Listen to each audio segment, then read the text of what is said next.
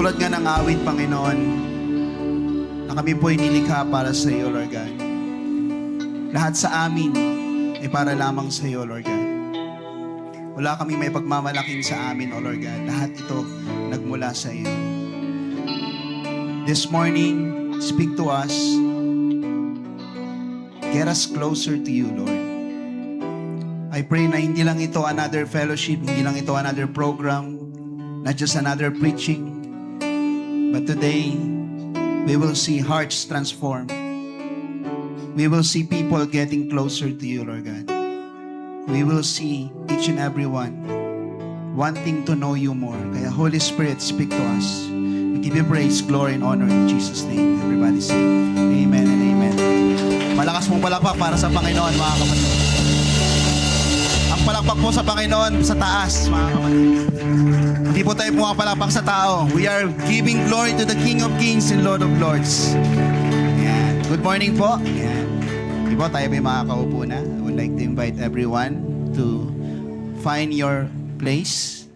Ayan. So, ito na nga. Yun, nabigyan po ulit ako ng assignment na mag-share sa inyo. And actually, hindi ko na-expect nung in-announce si Pastora na this July, mag-share ulit ako ng message. The last time is parang February ata. Yun, parang hindi ko na-expect na that frequent. Yan. Normally, mga previous years, once a year lang ako nag-word. But glory to God. Alam niyo po, mga kapatid, nakaka-humble sa Lord. Parang there is a very humbling message kapag binibigyan ka ng assignment sa unahan. No? Whatever it is, mag-worship lead, tumugtog, kumanta, sumayaw, lalo na mag-share ng word. Para bang nakaka-humble sa heart ko, na pinagkakatiwalaan ka ng Panginoon. No? Kaya pag ikaw binigyan ka ng assignment, no? Kahit di sa stage, kahit sa morning prayer, kahit sa cell group, bibili mo, you are serving the King of Kings and Lord of Lords, di ba? You are giving something to God. Binigyan ka ni Lord ng opportunity na ikaw ay maglingkod sa Kanya. Kaya pag binigyan ka ng assignment, huwag mong i-take na parang burden or parang, ito na naman, pagod na naman ako, hallelujah, busy na naman, dami na naman gagawin. Pero alam niyo mga kapatid, buhay na natin to. Sabi mo sa katabi mo, buhay na natin to. Yan. Mapalad ka kapag youth ka pa lang, bata ka pa lang is nag-serve ka na kay Lord. And syempre, mapalad din naman yung ating mga seniors and katatayan na talagang nag-serve pa rin sa Lord hanggang ngayon, di ba? And sa umagang ito, of course, ang ating pong topic for the whole month of July is, ano po ulit yun? Yan. Parang hindi sabay-sabay Sa pa nga po, 1, 2, 3. Ayan. So, nung first Sunday, nag-share po yung ating worship coordinator, si Ate Mean, ng about sa Heart of Worship. Last Sunday, nag-share si Pastora Seni about worship as a lifestyle. And today, simula nung first week pa lang na sinare natin Pastora na ako yung mag-word, nag-ask na ako kay Lord ng mga topics. Hindi ko po kasi ugali yung parang maghahanap ng topic kung saan. Mas gusto ko yung talagang may nare-receive ako sa Lord na message ng devotion. Kaya itong topic na to is yung 2 weeks na lumipas na yan, pinaghalo-halo yung mga message ng Lord Science Devotion. But then, ito po yung binigyan ng Lord na topic sa akin na gusto ko i-share sa inyo. The fruit of relentless worship. The fruit of relentless worship. Inline din po sa ating theme for this year sa Joshua Generation, which is, sino nakakaalam ng theme natin? Yung one word na, ano po ulit? Yan, relentless. Yan, yung anniversary natin. But the fruit of relentless worship. Basahin nga natin yung John 4, verse 23 to 24.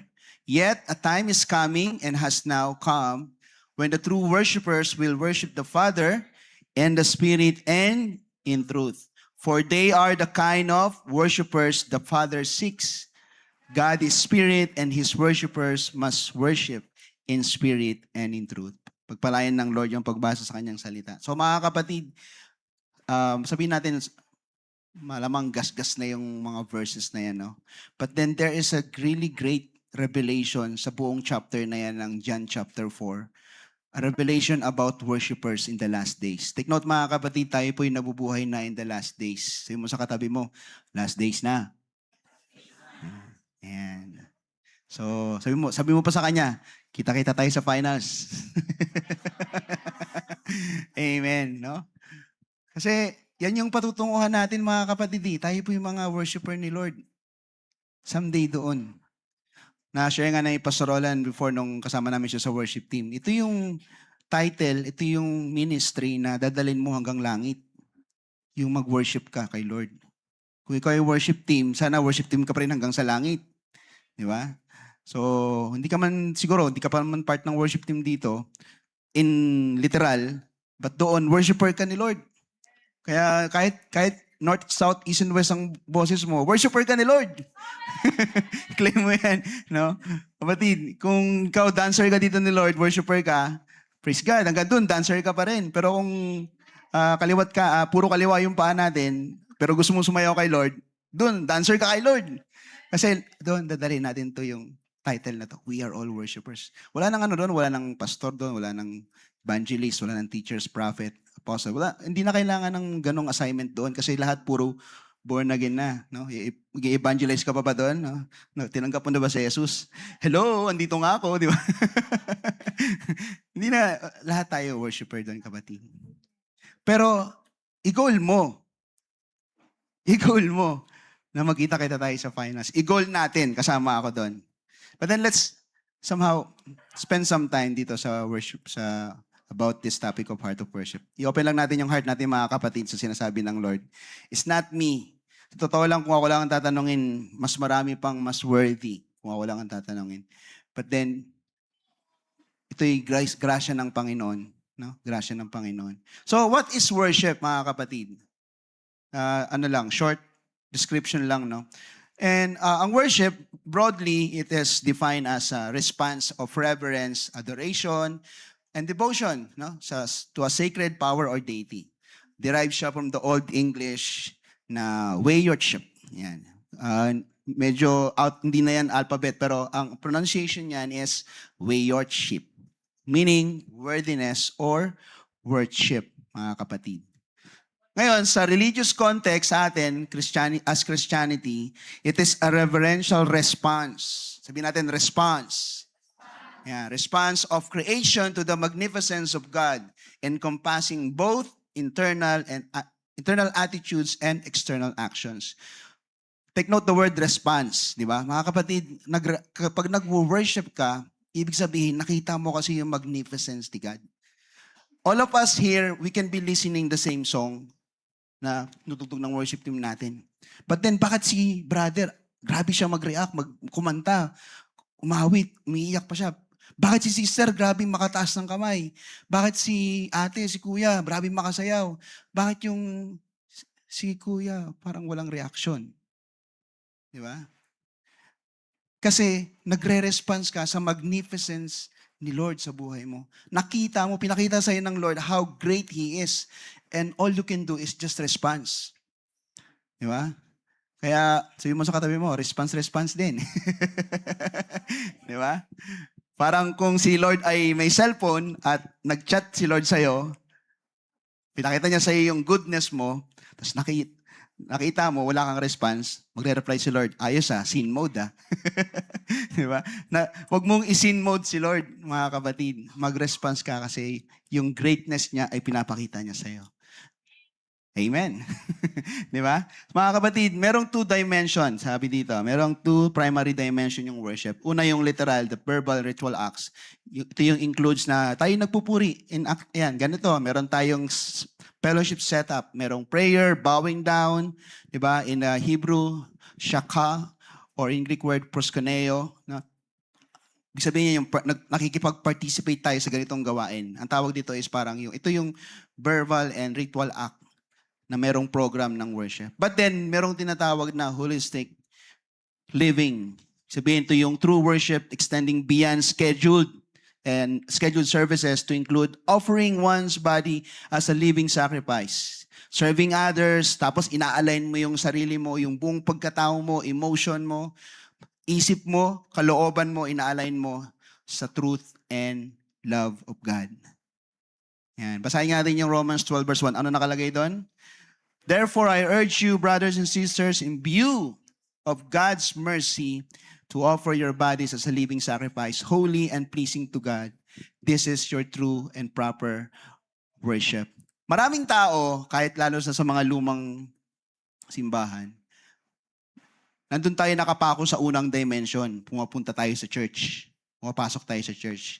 Meron pa tayong sinasabi, pupunta nga akong church para mabawasan yung kasalanan ko. Mga ganong idea, di ba? Para magkaroon ako ng attendance. Yun yung physical dimension na parang sa iba or maraming tao bulag sa ganung pang revelation na hindi ka pumupunta lang sa church para lang masabing nagsimba ka, di ba? All of us must, and I pray and I hope na bawat isa sa atin, nandun na tayo sa second dimension, that hindi lang tayo nag-worship dito lang. Di ba? Lumalabas na tayo. Kaya nga sabi diyan, nagrema sa akin sa 12 verse 1 na yan yung statement na, in view of God's mercy. Sabihin, nakita mo yung grasya ng Lord sa buhay mo, and all you can do is worship. All you can say is worship Him. Kasi nakita mo na yung goodness ng Lord sa buhay mo. Nakita mo na yung pag-ibig ng Lord. Nakita mo how great He is. Mamaya, we will dig deeper sa bagay na yan na yung seeing God, who He is. Now, merong two pillars of worship, sabi sa John chapter 4, verse 20. Kanina, I mentioned, merong two pillars sa Bible. Ano yon? Basahin nga natin yung dalawa. Ano yon? In spirit and in truth. Your worship must be in spirit and in truth. Tanungin mo yung katabi mo, in spirit ka na ba? O, ikaw na tinanong, sabi mo sa kanya, in truth ka na ba? Pag sinabing in spirit, meaning, this means from the inside out. No? Hindi siya mechanical. Hindi tayo ginawa ng Lord na robot na kapag sinabi ng Lord, taas kamay, palakpak, talon, awit, hindi ganun. Hindi tayo mechanical. Kaya nga po nakakalungkot po yung setup na parang ang fellowship is parang business as usual na lang. Alam mo na yung sunod na mangyayari. Alam mo na, o yan, si keyboard, magpapads yan. Ooh. Si worship leader, sisigaw yan. Si drummer, gaganon yan. But then, God is not mechanical. Ang presence ng Lord, hindi yan mechanical lang na mayroon tayong program na sinusunod. That's why I like kong prayer, Lord, ang sana ng fellowship namin, hindi lang another fellowship lang na papasok kami dito, lalabas ganun pa rin, wala nangyari. I pray na merong nangyayari talagang miracle. And we can never dictate how the Spirit will flow kapag fellowship. Kaya nga ang encouragement ko sa bawat isa, i-open mo lang yung heart mo. I-open mo lang yung puso mo sa gagawin ng Lord. Hindi si preacher, hindi sino man ang magpapa-burn ng worship spirit sa iyo. Hindi, si Holy Spirit, si God. Hindi kaming mga tumatayo dito. Si Lord mismo ang magta-touch sa iyo. And in truth, this means worshiping God accurately. Based on His actual nature, base sa kanyang kung sino man talaga siya. At merong revelation ng scripture, mga kapatid. Rather than worshiping the version of God na galing sa imagination lang natin. Na minsan, we are dictating anong klaseng God yung gusto nating sambahin. Na hindi mo namamalayan, binabaliwala mo na yung totoong nature ni God. Na minsan, God, worship ako today pero next Sunday, hindi mo na ako mag-worship kasi marami akong gagawin.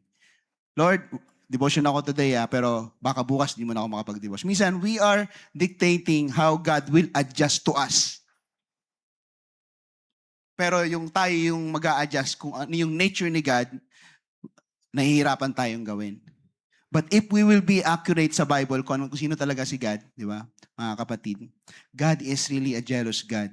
God is really parang madetalying Lord. Even sa Old Testament, nung binabasa namin yung Old Testament sa worship team, mababasa mo doon yung sukat ng tabernacle of worship, yung height, ano yung susuotin ni Aaron, ng mga Levites, pag pumasok sa tabernacle of worship. Detalyado yun. Dahil gusto ng Lord, gusto niya ganun na ganun yung mangyari.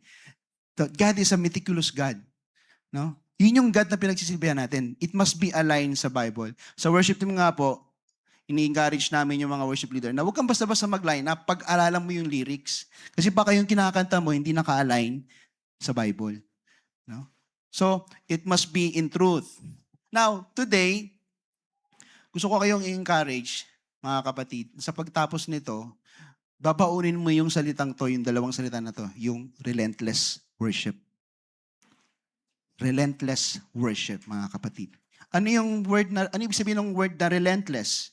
Sabi doon, describes something that continues without stopping or giving up. It is used to describe an unwavering effort na hindi nagbabago yung intensity, yung power, yung height, steady lang, na dire-diretsong umaangat.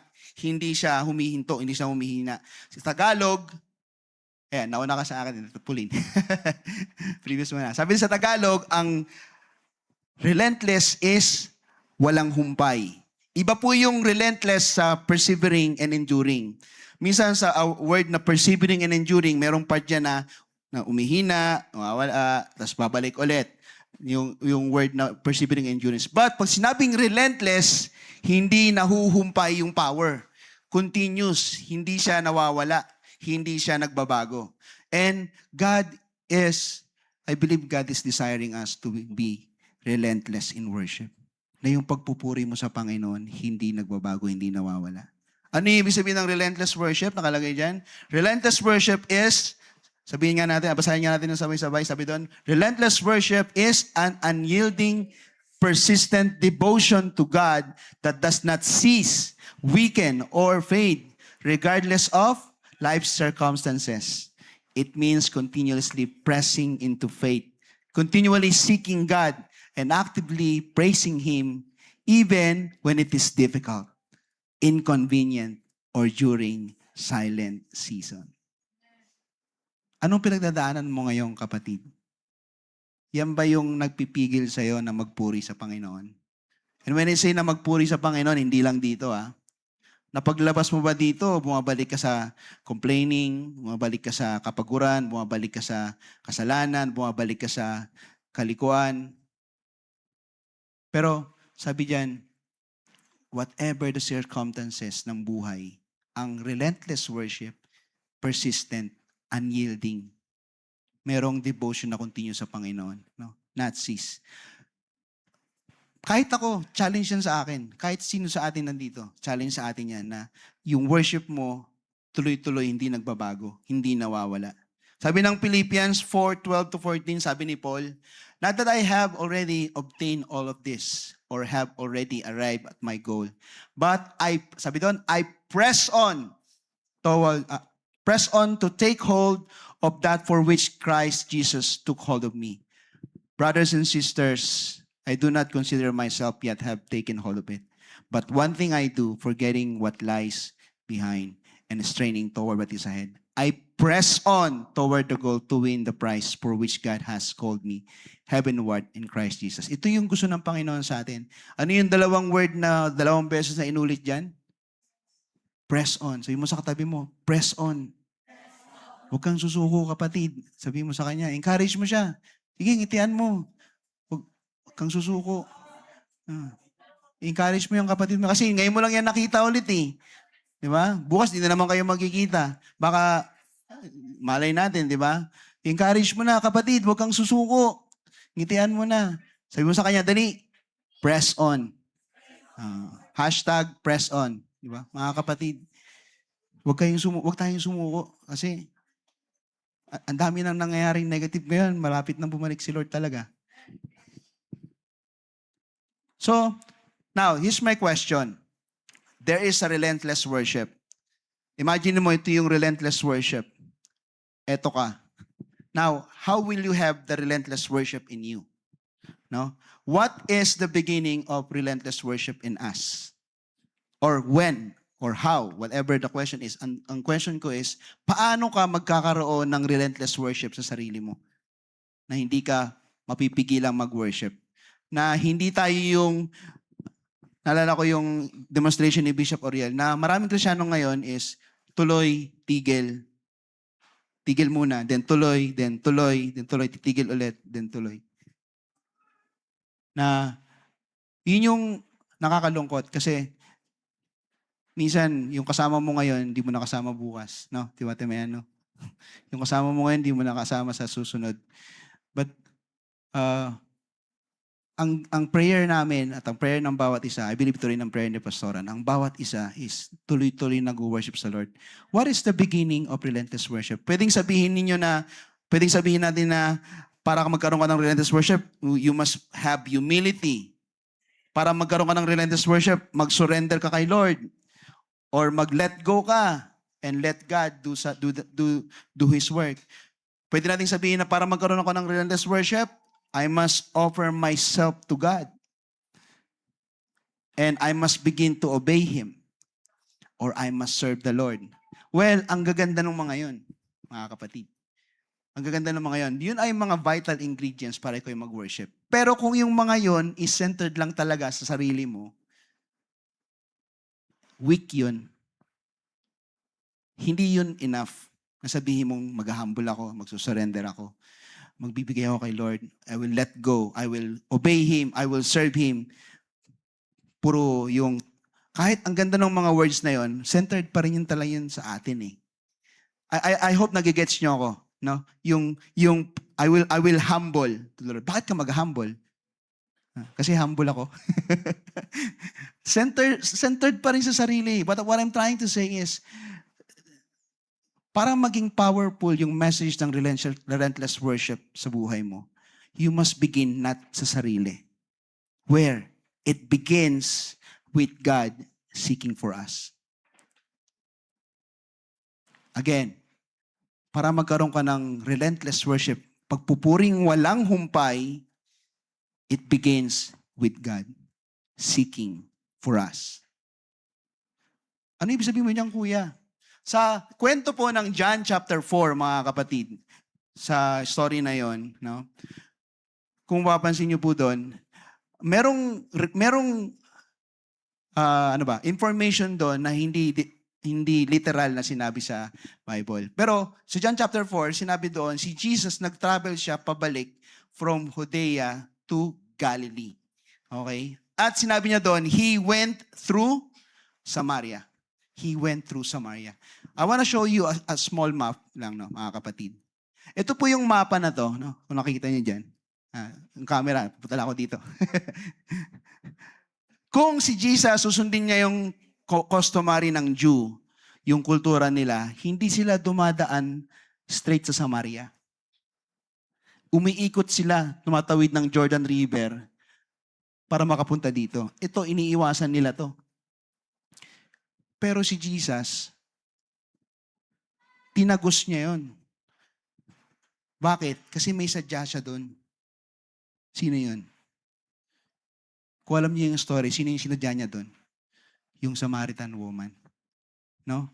Na yung Samaritan woman, nandun lang siya, common day lang. Siguro araw-araw niya nang ginagawa yung nag-iigib. Pero isang araw, something different happened. May nakaupo sa balon. Si Jesus. Pero alam niya bang si Jesus yun? Hindi. Ang tingin niya doon, ay, Hudyo to. Siguro gumaganon siya. Di ba? Ayokong kausapin to, Hudyo to. Tapos biglang sabi, bigyan mo ako ng tubig. Ha? Kakaiba yun sa buhay ng Samaritana. Parang tayo, nabuhay tayo minsan na walang God, walang Lord.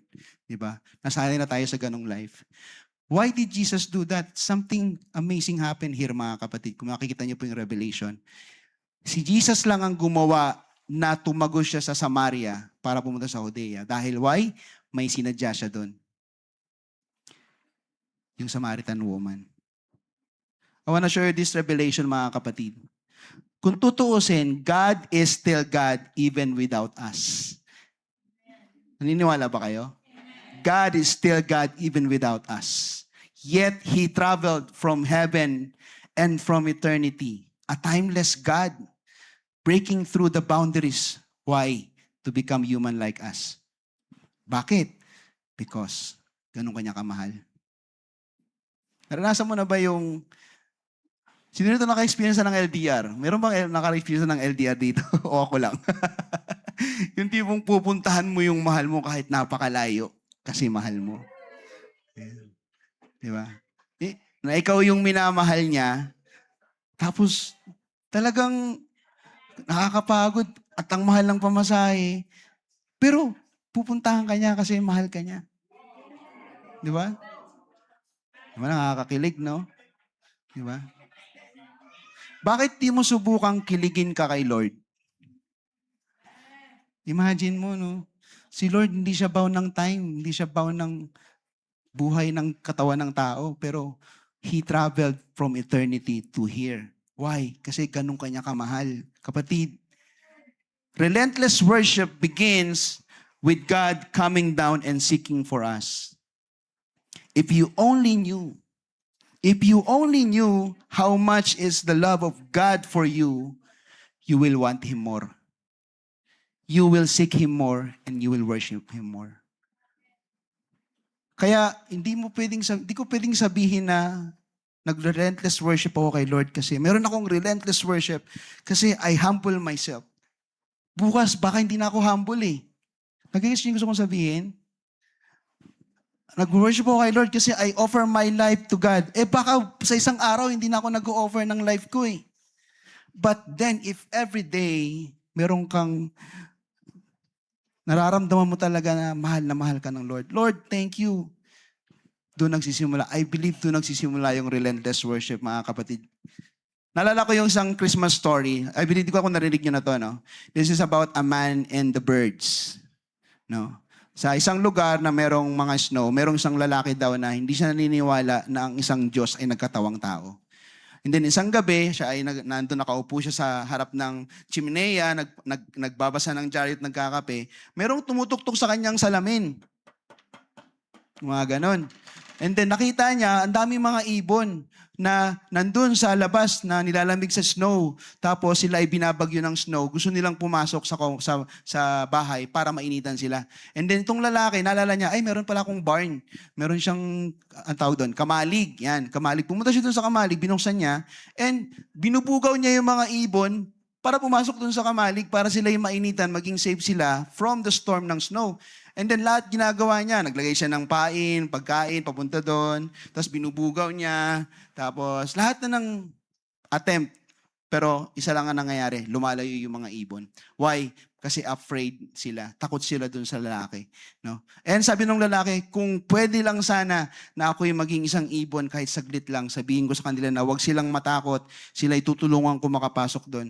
Kung pwede lang sana malaman ko yung language silang mga ibon na to para sabihin ko sa kanila, ito yung safe place. Dito kayo sa loob. Dito kayo sa warm. Iingatan kayo sa lugar na ito. Kung pwede lang sana maging ibon ako saglit. And then, he remembered God. In the Old Testament, God is trying to tell to the humans, to the people, mahal na mahal ko kayo. Pero may mga taong, yung mga Jew, takot sila kay God. Ano sabi nila kay Moses? Huwag mo na kaming paharapin kay God. Natatakot kami. And then, the New Testament happened. That the God became a man. What I'm trying to say sa inyo mga kapatid, if we have this daily revelation na gaano ka kamahal ng Lord and you never know how God loves you so much, kung paano kanya iniingatan, paano kanya binibless, paano niya ginagamit ang buhay mo, kung paano niya nililid ang buhay mo into good things. Even may mga bagay na hindi mo nga pinagpipray, dumadating sa iyo eh. Sino yung mga ganun, parang nagulat ka na lang, meron ka ng blessing, then hindi mo naman hiningi, pero na-bless ka. Di ba? You are healthy today. Tingnan mo yung katabi mo, di ba? Pogi-pogi niya, ang ganda-ganda niya. Di ba? See how blessed that person is. You never know how God is blessing you. But then kung everyday meron kang daily revelation, gaano ka kamahal ng Panginoon, I believe doon nagsisimulang hindi nahuhumpay ang pagpupuri mo sa Panginoon. Hindi nahuhumpay ang pagpupuri mo sa Panginoon, mga kapatid. Ngayon, sa story na to, meron pa ako nakitang revelation, no? Sabi doon, in the story, sabi doon sa verse ng John chapter 4 verse 23 to 24, sabi doon, a time is coming, no? Has now come when the true worshipers will worship the in spirit and in truth. For they are the kind of worship that the 6. And then God is spirit and His spirit must worship in spirit and in truth. Bakit hindi sinabi ni Jesus na they are the kind of worship that, sabi doon, the worshipers will worship God in spirit and in truth. Hindi niya sinabing, this is the kind of worship that God seeks. Ang sabi niya, true worshipers will worship the Father, hindi God. Ginamit niya yung word na Father. Twice. Bago niya sabihin, God is spirit. And His worshiper will speak in truth. Nagkaroon ako ng personal revelation dito that God wants us to have a personal relationship talaga muna sa Kanya. Ano yung personal na yun? Yung pagiging Father niya sa atin. We will worship Him. Why? Because He's my Father. Meron kang personal relationship as a father, as a son to Him. And then from there, makikita mo yung true nature ni God. In the old faith or sa luma natin buhay, ang tingin lang natin, God, there's a God, and He is angry pag ako'y nagkakasala. Nami-miss out natin yung relationship na nagmamatter sa harapan ng Panginoon. I believe God is speaking sa verse na yan that I will be a father to you first, and then you will see how good and pleasing it is. Kaya nga sabi ng Bible, taste and see that the Lord is good. No? Na maranasan natin yung pagiging father niya sa atin. No? Na nag-worship ka sa Kanya, hindi lang dahil kailangan niya. Tutusin, hindi niya kailangan. No? Nag-worship ka sa Kanya, hindi lang dahil siya ay makapangyarihan. Hindi, meron ka kasing personal na relasyon sa Kanya. Hindi mo alam yung katabi mo, nananahimik lang yan, pero baka very close sila ni Lord. Di ba? Minsan nga mga kapatid, well, in fairness naman po no, sa mga worship team natin na talaga nagsisikap talagang magpatuloy sa pagiging worship team. But then, there's this idea na na-realize ko na minsan hindi ibig sabihin na nakatayo ka dito, malalim ka eh. Minsan hindi ibig sabihin na tumututog ka, kumakat na ka, close na kagad kay ni Lord eh. Kaya mahalaga sa Lord mga kapatid, intimacy pa rin. Sabi mo sa katabi mo, intimacy. Kung ikaw gusto mong bumalik sa worship team, sabihin ko sa iyo, kapatid, ang una mong balikan yung intimacy. Yung intimacy mo sa Panginoon. Kasi sa totoo lang, madaling bumalik. Madali lang actually bumalik talaga. No? Na para bang iba-bribe mo yung pagbalik mo. Magpasa ka lang ng devotion, mag-tithes ka, umattend ka ng fellowship, and then you will show them that I'm willing to attend. Pero ang tanong, naging intimate ka ba talaga? No? So, mga kapatid, ako'y namamanhikan sa inyo, no, mga kapatid.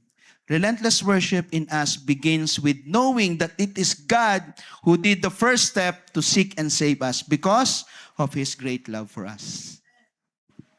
So, the fruit of relentless worship. Ano nga ba ang the fruit of relentless worship? Ano po yun? True worship.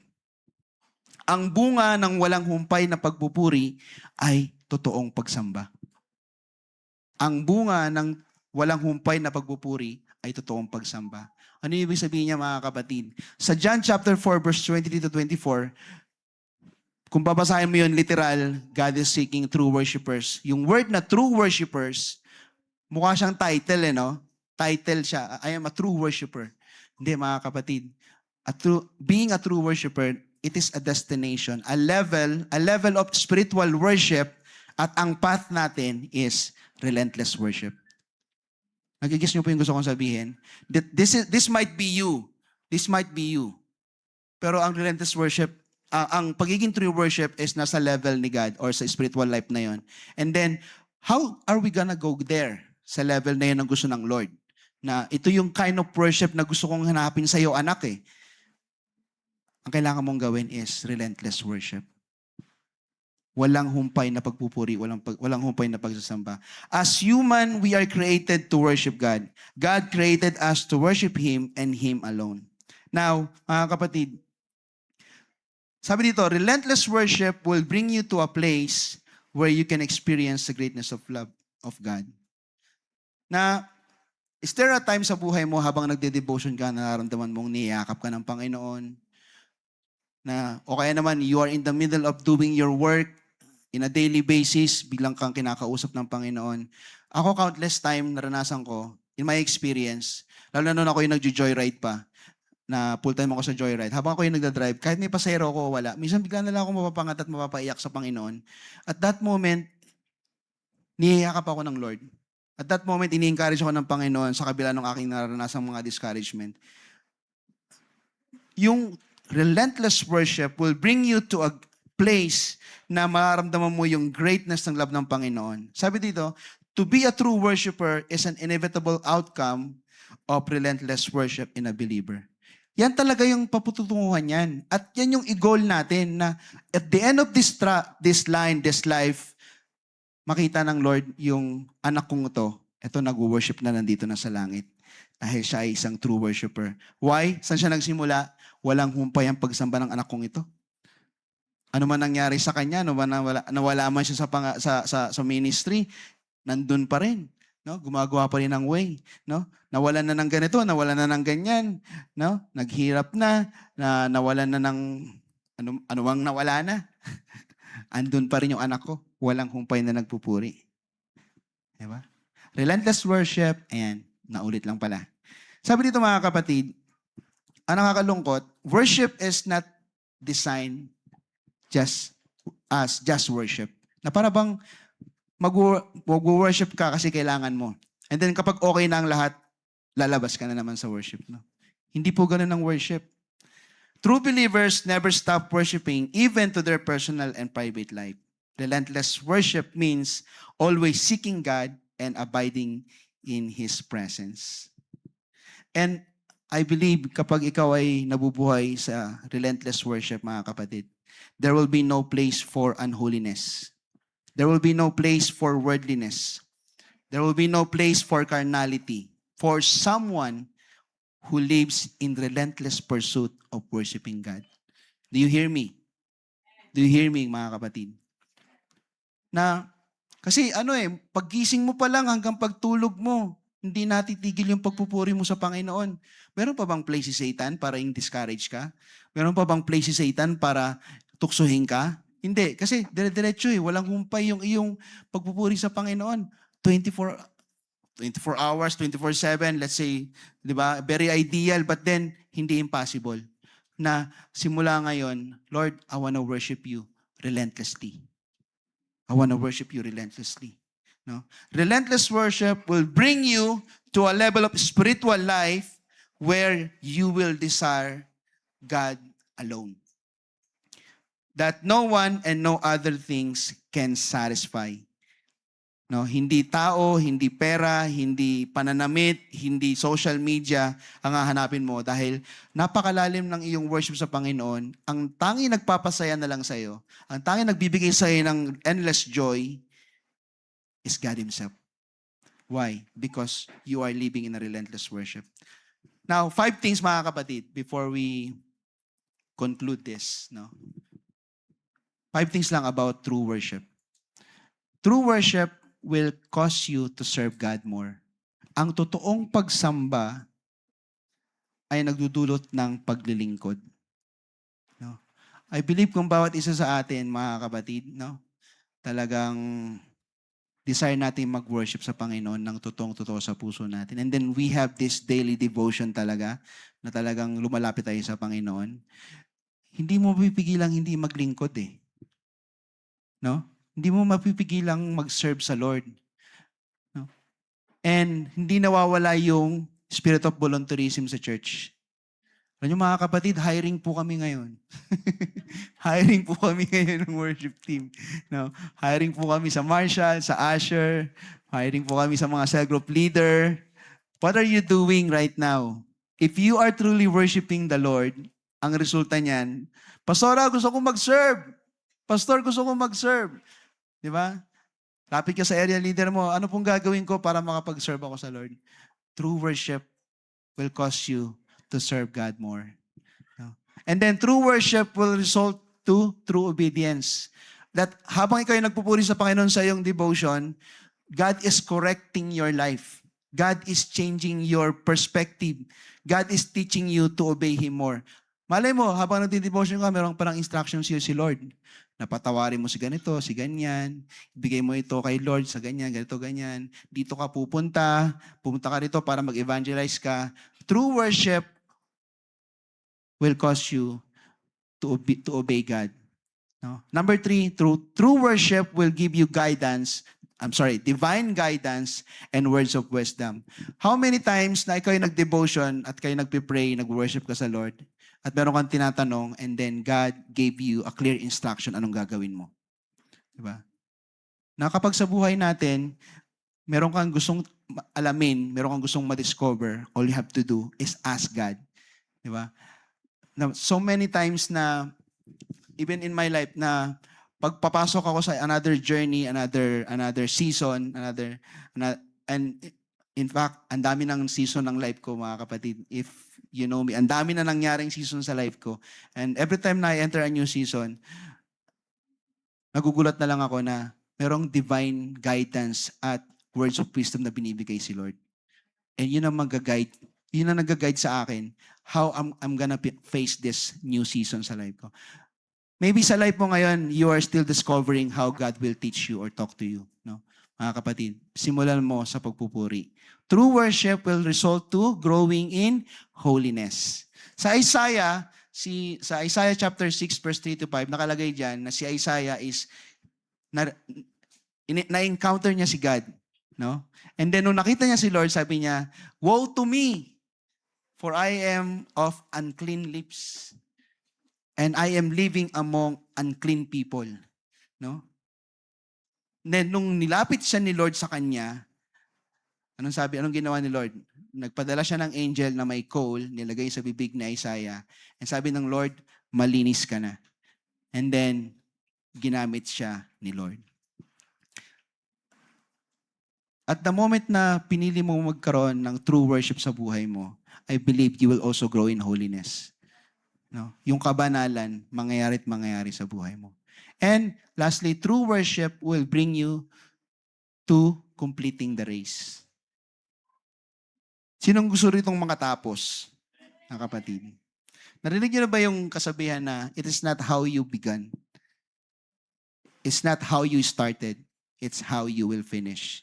Imagine mga kapatid, nakakalungkot imagine mo nakakatakot yung 10 years ka na sa Lord, 20 years ka na sa Lord, 35 years ka na sa Panginoon nagsuserve.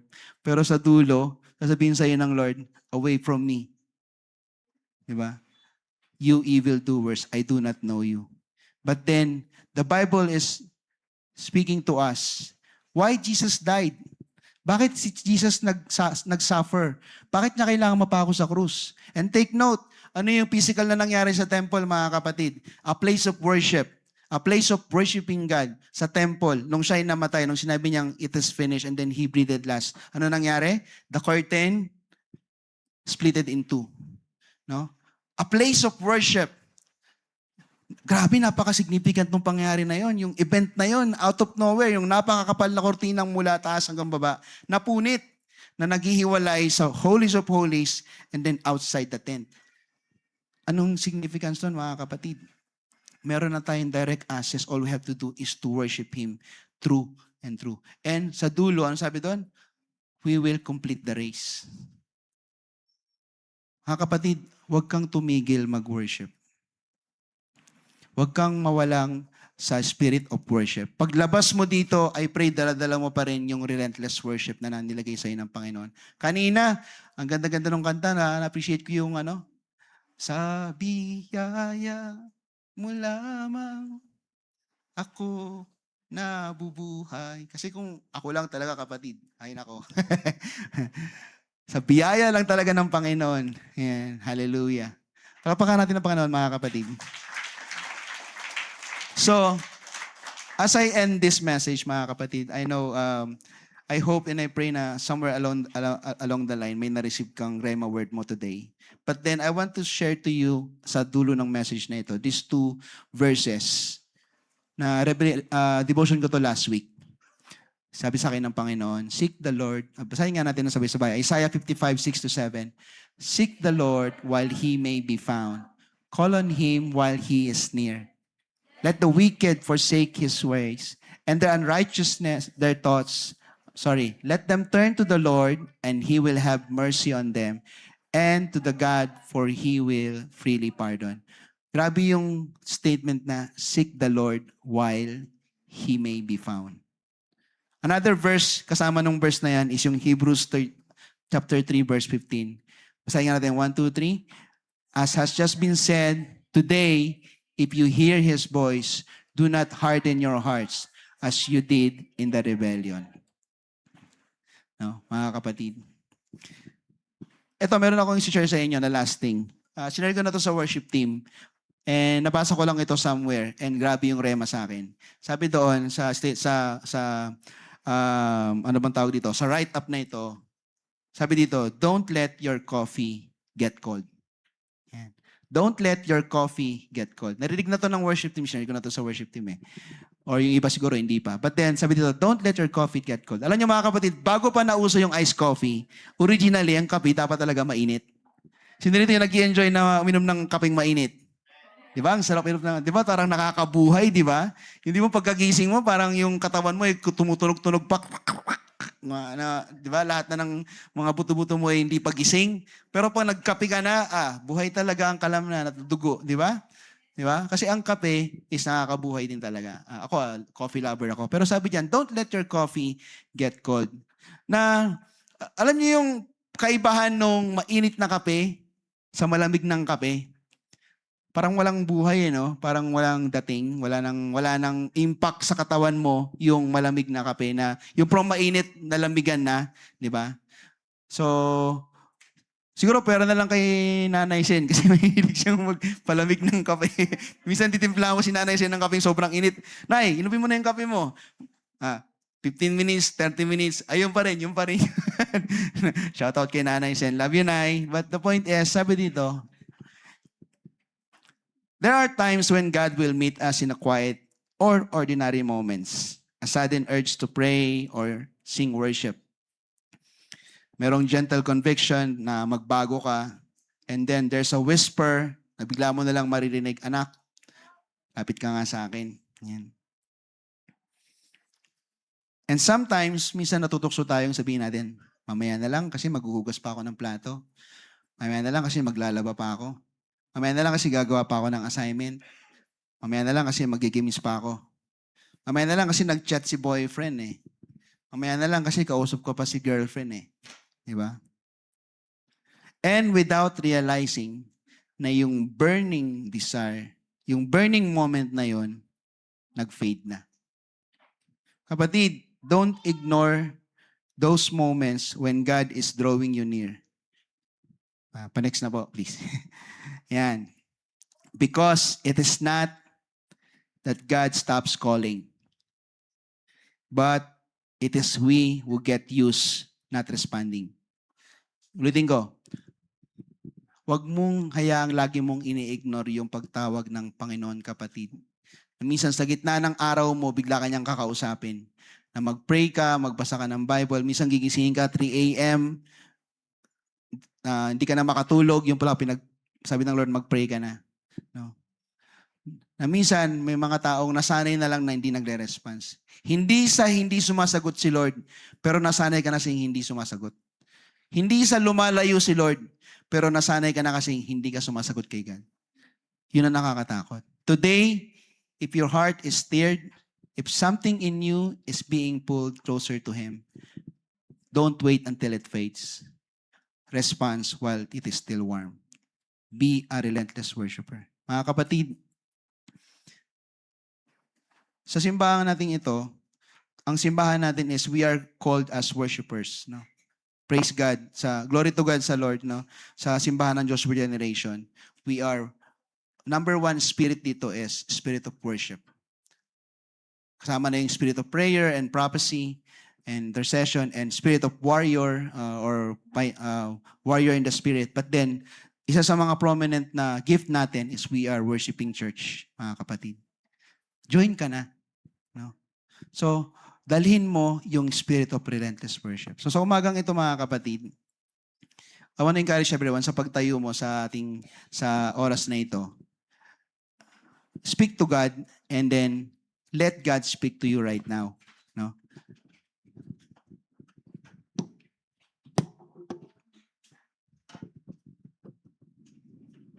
So I'm not gonna ask you, hindi ko na kayo hihilingin na Hindi ko na kayo hilingin na lumuhod or what, pumunta sa unahan, or tumalon, or umawit. Although we will sing. No? We will sing to God. We will sing this song. Pero God is a personal God kasi. I can never dictate how you will talk to God. And I can never dictate how God will talk to you. But right now, siguro just speak to God. Kung meron man siyang pinapasuko sa iyo ngayon, bigay mo kay Lord. Pride man yan, or kasalanan, or gusto mo meron ka mang dalang kabigatan ngayon.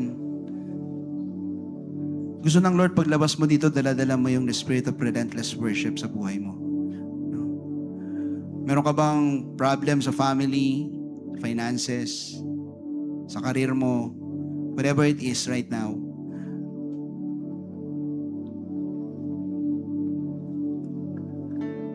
ako ang nais ko yung God will just embrace me out of nowhere. God will just speak to me out of nowhere. Whatever na dinadala ko, bigla na lang niyang dadalhin. Whatever I need, bigla niya lang niyang sasabihin na, anak, ito yung kailangan mo. I don't know how God will deal with you right now. Pero I hope wag mong mamiss. Kasi baka paglabas mo dito, ganun lang din. Kaya, kung gusto mong pumikit, gusto mong yumuko, gusto mong lumuhod, gusto mong magtaas ng kamay, gusto mong yakapin si Lord, I'm not gonna ask you to do that, but if that is what God is leading you to do, go, kapatid, go. Or not at all. But then, there are people around here who wants to experience the presence of God. Go for it, kapatid.